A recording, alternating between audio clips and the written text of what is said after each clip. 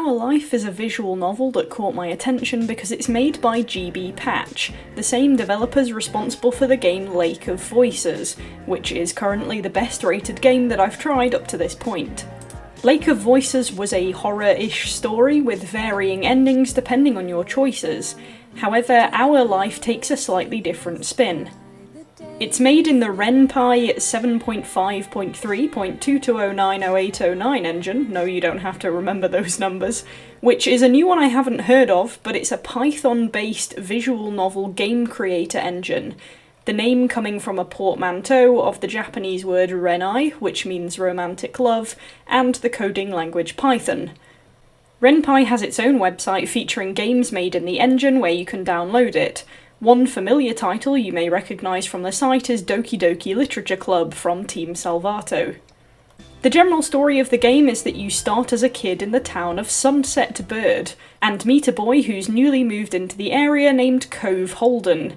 The game follows your relationship, or lack of, with him as you grow up, and the story runs in certain phases.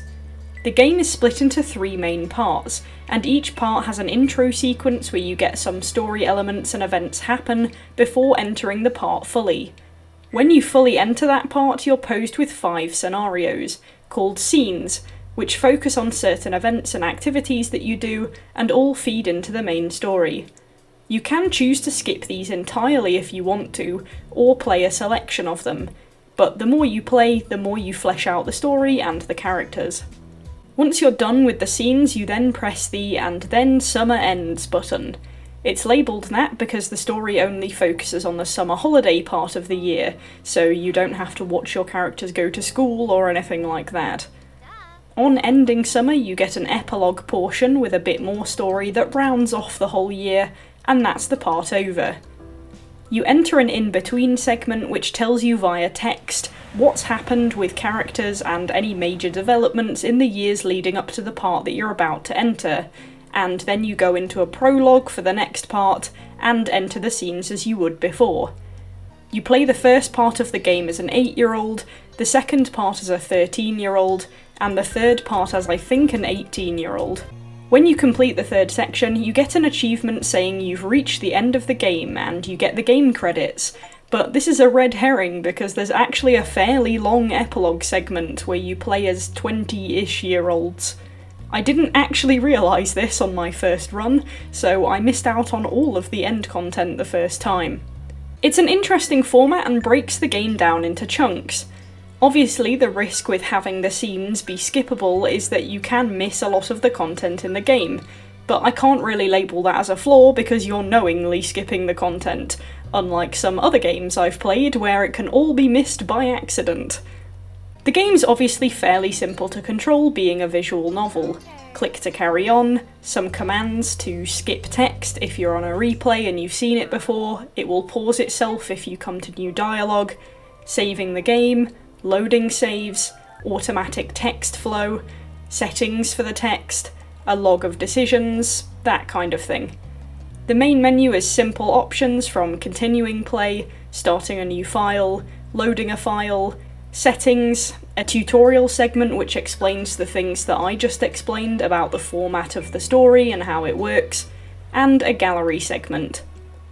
On the scenes menu, you may have spotted the DLC blocked scenes.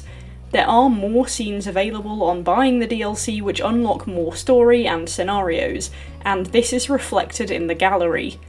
When you trigger certain scenes in the story, these scenes get entered into the gallery.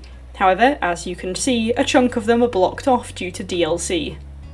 I'm going to start with an overview of how I played and the way that the game runs, as it's quite difficult to discuss the story because otherwise I would be here forever.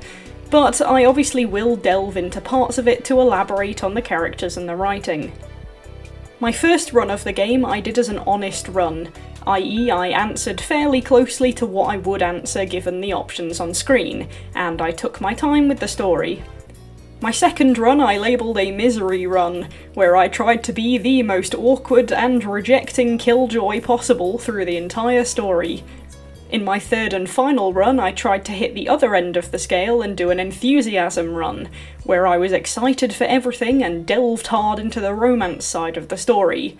This would give me a perspective of each of the different ends and how the story could change. My 3 runs, one of which I missed the epilogue, one of which I missed some scenes, and 2 of which I skipped fair chunks of text, totaled to 13 hours of playtime.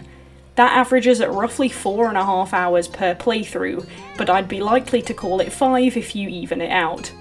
That's a fair volume of content considering the game is quite replayable. Add on the DLC content and you could potentially double the playthrough time and add even more replayability options. The first thing I'll comment on is your character.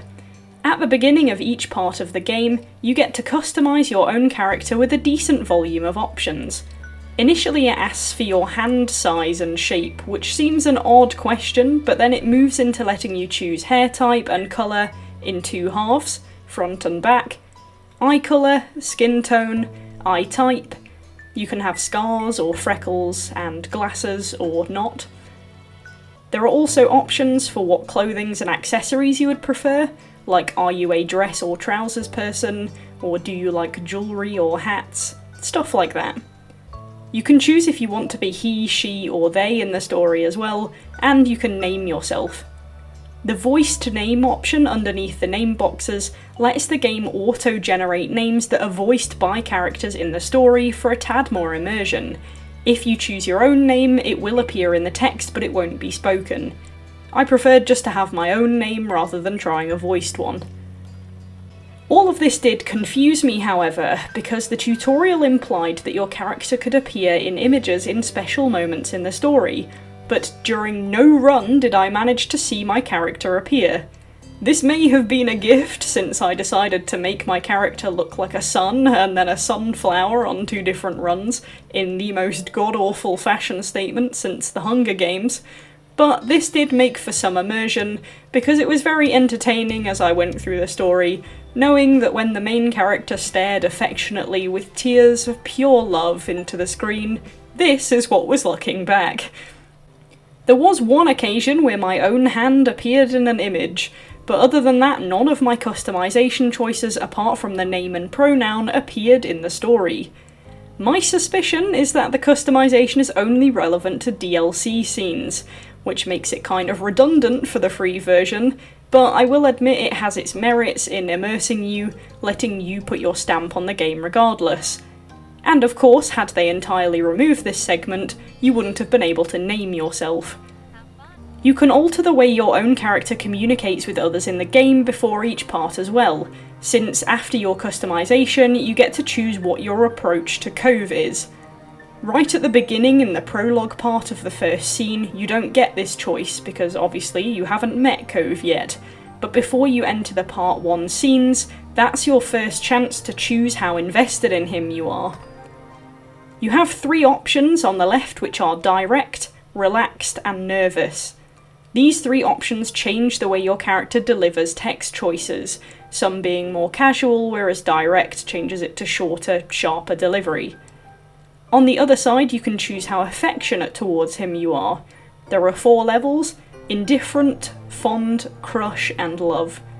Love doesn't unlock until you're 18 in stage 3, but you can do crush right from the start, or you can stay at indifferent all the way through, which I did on my misery run, or you can go up one by one. The game doesn't let you go back down the ladder, so if you pick fond the first time, you can't go back down to indifferent after that. And same if you pick crush, you're stuck there until love opens up, and when it does, you're also stuck there. If you choose love, you can then go on to choose how much initiative you want Cove to have in starting romantic gestures or dialogue, from low, medium, or high. The choices of dialogue you have are generally quite varied, between enthusiasm and empathetic to quite direct, or sometimes just silence. You can choose to take part in things or not to with certain scenarios, and you can get little comments depending on if you choose to give people attitude. One thing you can't seem to do, however, is become hated. On my misery run, I tried to be a major buzzkill, as said, but sometimes when I picked what read as quite flat options, the game seemed to insert them as sarcasm or slightly joking without any malice, so the other characters would bounce off them as if they were sass rather than serious, and in the end, nobody holds anything you do wrong against you. You can start a fight or two if you want, usually between yourself and Elizabeth, your older sister in the game, but no matter what you pick, you never seem to really get told off or disliked for anything that you say, and despite being a miserable sod, my parents still said they were proud of me at the end of the game. Mission failed. The characters. There are a variety of main and side characters in the game, some of which last a while, and some of which are around for very short periods. The core characters in the game are yourself and Cove, your older sister Elizabeth, and your and Cove's parents. These characters all develop between the parts of the game, and personalities change slightly in the case of the characters that grow up. Your parents are both women. When you're a child, you call them Mum and Mummy to distinguish, but their names are Pamela and Noelani, which are shortened to Pam and Lani at times. Cove lives predominantly with his father, whose name is Clifford, but shortened to Cliff. He is the only character other than your parents who doesn't have their first name in their text box for the entire game. He's described as Cove's dad for the full thing, whereas Cove's mother is labelled by her first name. Her name is Kira? I'm gonna call her Kira. And she's separated from Cove's dad, which is why Cove and Cliff moved to your town in the first place. The side characters that flit in and out of the game consist of your friends and your cousin Leandra, also known as Lee. As kids, your friends include Shiloh, a freckly kid with a hat, Derek, a kid who visits the town intermittently when his dad's around for work, and as you grow older you become friends with Miranda and Terry. There are two very minor characters that are only in the game for short times called Jeremy and Baxter, one when you're younger and one when you're older. I found it quite difficult with some of the side characters. Because they were in the story for such a short time, you didn't really get the opportunities to connect with them that you could have done, and yet the game still brought them up later. The kid Jeremy is a mean boy that you meet at a park who shows up once because his parents are visiting family, and you try and make friends with him, but he just yells and insults you before he leaves. You can insult him for having a bowl cut, but he doesn't care, probably because you look like this and you can't talk. His angry antics become a running joke between the main characters, with his dialogue referenced again multiple times, along with your own character saying that you wonder if he would have been different if you'd spoken to him more. But the game doesn't give you a chance to speak to him more even if you wanted to, and even if you're nice to him in your interactions, he doesn't make any attempt to connect with you. Shiloh is a similar situation. He's a wet blanket of a kid who follows Elizabeth like a lost puppy, and there's one scene where you can share ice cream with him and he says you're friends, but he doesn't get on with Cove, and in a different scene Cove upsets Shiloh unexpectedly. But again, you have no opportunity to figure out why, or delve any deeper into Shiloh. He moves away after the first part, but you see him again later when you're grown up, and yet he claims not to remember you or Elizabeth, since you're there together.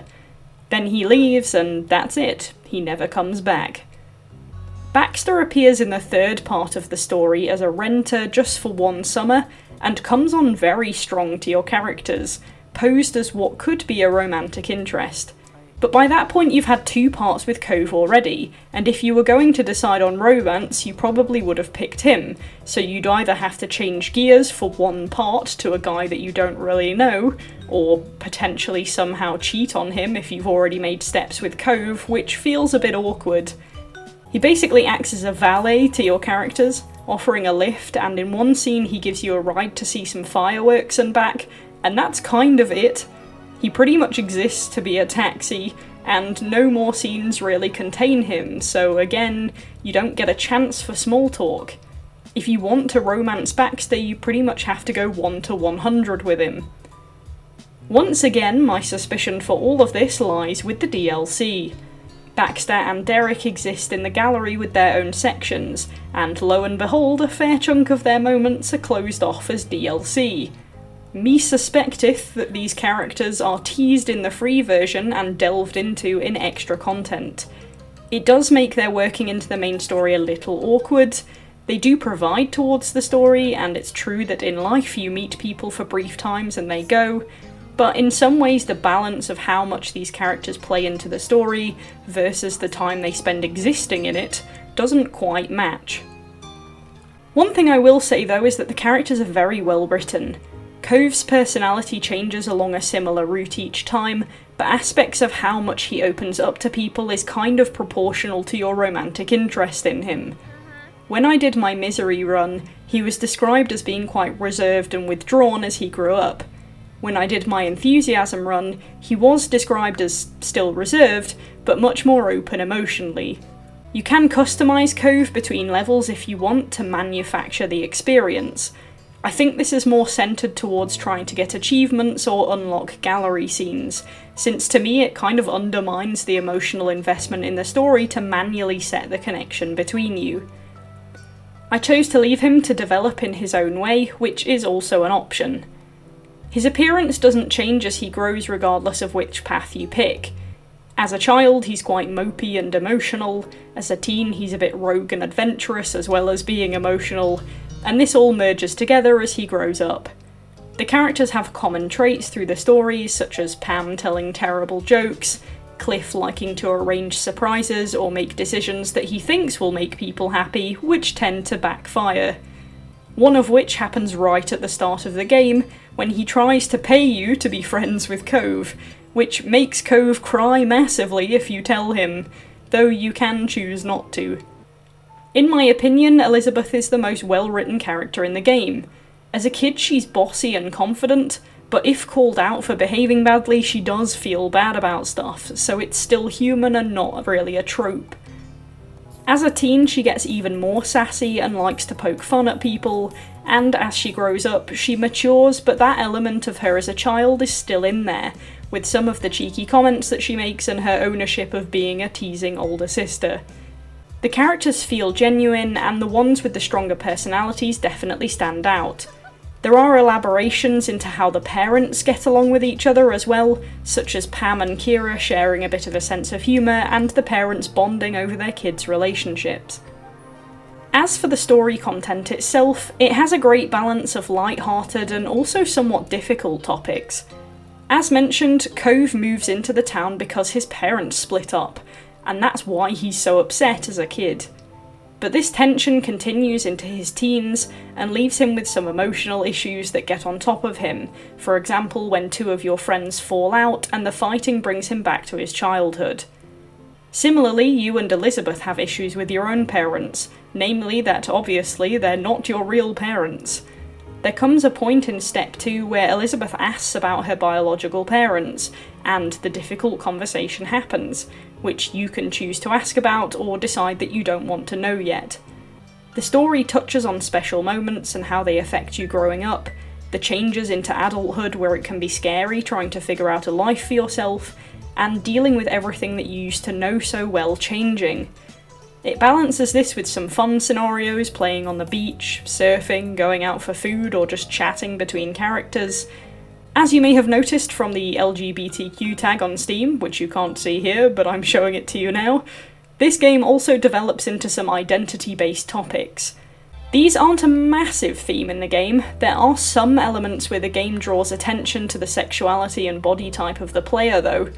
This lets you choose for your character who they find attractive romantically and who they do sexually, and also how they feel about their own body. Do they like it? Do they not? I try to play characters fairly gender neutral in stories like this, and somehow made myself trans twice in a row but in opposite directions, so I'm not really sure what I did, but there is a non-binary option I maybe should have gone for. I don't know. Either way, as far as I can tell, these options don't have much sway on the story at all. They're more for immersion and inclusion.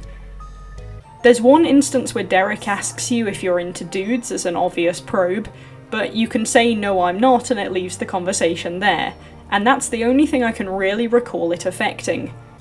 Noelani is bi in the game, and Cove tells you later in the story about his sexuality, as well as your friend Terry becoming Terry with a Y later in the story and dating Miranda. The game does have a focus on representation running alongside the main story. As I mentioned, I did 3 different runs of the game, which are affected more by some decisions that you can make than others. Some choices are getting to pick toppings for a sandwich, whereas some choices are deciding to sneak over to Cove's house in the middle of the night and break in through his window. The more involved you get in the story, the more you see of it. It should kind of go without saying, I guess. On my honest run, there were some parts where it tried to tempt me to go outside at midnight, and my old person brain said, nah, I need all the hours I can get. But I didn't realise the true extent to which you can naysay until I did my misery run. There are entire scenes that you can skip by being a recluse. For example, in one of them, Cove wants you to go to dinner with his parents to break the ice, as his mum hasn't been back long and it's kind of awkward. If you say yes, you go over, chat to them, play cards, hang out. It's a moderately sized sequence. If you say no and insist you're not going, it just ends. Similarly, some scenarios happen the same overall, but minor details can alter depending on choices. For example, one of the scenes has you hanging out with your cousin Lee, who likes singing and proposes an idea to put on a show as a bit of fun. If, like me, you can't act your way out of a paper bag and so decline the offer, later on in the scene your family bonds over watching a movie. However, if you do decide to facilitate the show, your family bonding session becomes watching you and Lee perform the show. It's a minor detail, as said, but it's good that it remembers it, and it's nice to see things recur that happened prior. As I mentioned before with the money that Cliff offers you to befriend Cove, if you tell Cove about it, then it becomes a running joke later as well. If you crush on Cove in the teen stage, there's bonus dialogue from your parents in one scene ribbing you for fancying him, and the same from Elizabeth as well, which doesn't exist if you don't. Similarly, going down the enthusiasm route by going out on rogue excursions or inviting Cove over all the time, you get additional bits of dialogue and events happening. In the epilogue segment as adults, you come back to the town for your mum's wedding anniversary and stay in a hotel. If you aren't with Cove, then you stay there alone, do the anniversary, and then pretty much leave again. If you are with Cove, you get scenes in the hotel, you get scenes after the anniversary going around the town, you get another scene at the hotel, and another in the town to finish off as well. What you put into the content, you get out effectively, which is a nice realistic touch. The artwork for the game is usually painted background with anime-style character sprites. As mentioned, there are certain special scenes in the game which also appear painted in some and maybe not in others. In some images, the characters don't look entirely like their sprite, like Cove's first appearance in Part 2 has him looking quite different to how his character sprite is, but it's definitely recognisable who everyone is, and the scenery's all done well.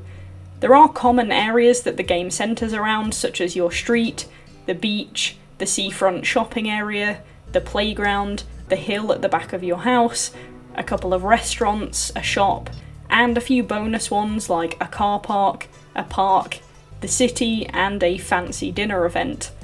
There's a decent variety to the backdrops, but since the town is described as being a small town, there's not really much need for environment variety, especially in the first parts as kids, because you never go far anyway.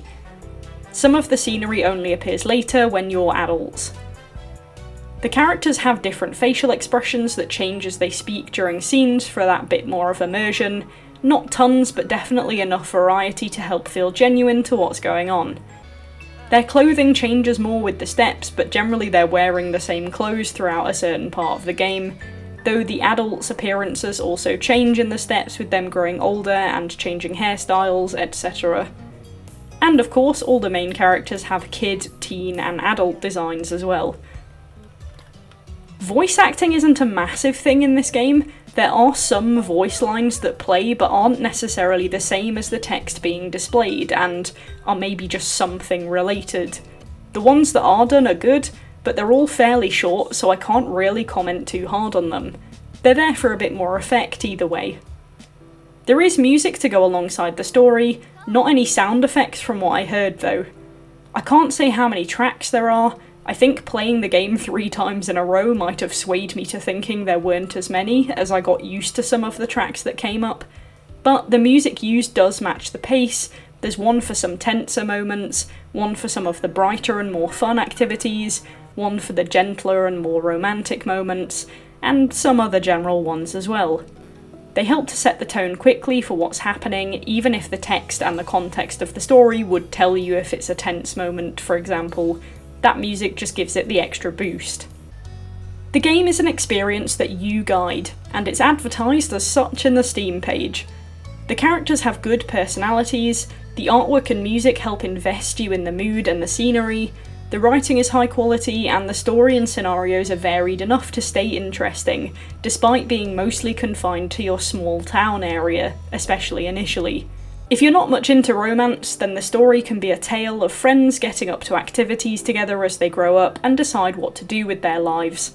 If you don't like Cove, you do have the option of moving towards Derek or Baxter. However, in the free version their presence is limited, and I think for any more of a relationship you'd probably have to invest in the DLC. You can coast through the story and focus on your family without putting much emphasis on Cove, though you do have a lot of one-to-one scenarios with him which can be awkward if you've made no rapport in the game. There are places for you to insert yourself more strongly, you can guide the dialogue where you want, and you can live a full life as a human sunflower. I really cannot emphasise how many times I had to remind myself that Cove was proposing to this.